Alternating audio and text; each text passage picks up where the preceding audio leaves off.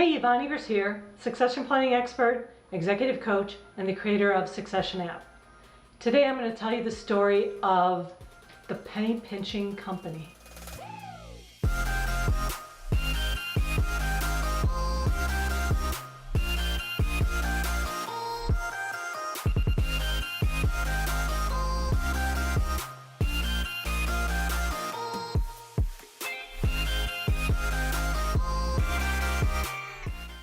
Penny pinching company had just lost their CEO to what he called an offer he couldn't refuse. The board of directors got together and decided, okay, we need to start our search process. And they were used to this because, as it happened, they had done this 3 other times in the last 10 years. This would be their 4th CEO in 10 years.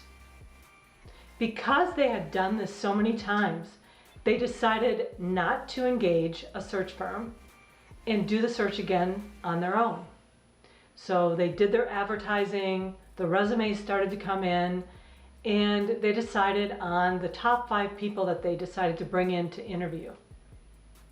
After doing the interviews, they picked 2 people who were the top and 1 person, Jane, who they really liked. So confidently, they made the offer to Jane, and Jane refused it immediately and said, I'm at a smaller company, I'm making $10,000 more than what you're offering me now, I have more benefits and perks than you're offering me. They decided, because they had another candidate on the line, that they didn't need to negotiate with Jane. So what they did was they offered the next candidate the same offer.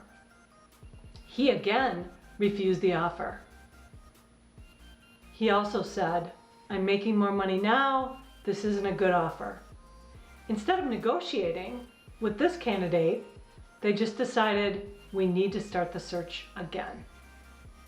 So when you listen to this story, what are some of the issues that you hear? One is, why did the board accept the high turnover and not investigate why their CEOs were leaving?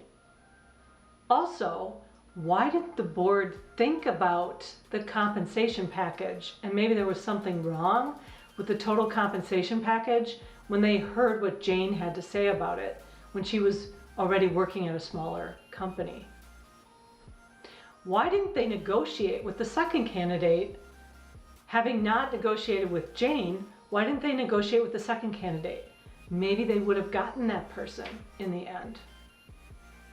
How does all of this turnover of leadership, this would be the 4th leader in 10 years, how does all this turnover of leadership affect the morale of employees and even the retention of employees at penny pinching company? So if you are running into some of these issues,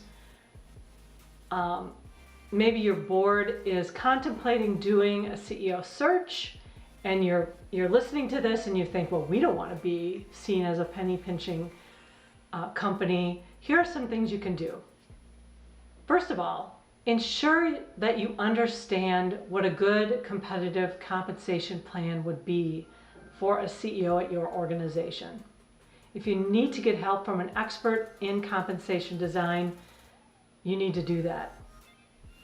Number 2, implement a CEO succession plan in your company. Make sure that you're developing internal successors so you're not always having to recruit from the outside. And then contract with experts in succession planning or executive search to help you find your next candidate so you can get the right person with the right package, so you stop that cycle of turnover within your organization. The CEO of your company is a very important position. Make sure your company is not a penny pinching company. Don't forget to hit the subscribe button below to get information on succession planning, what you need to know.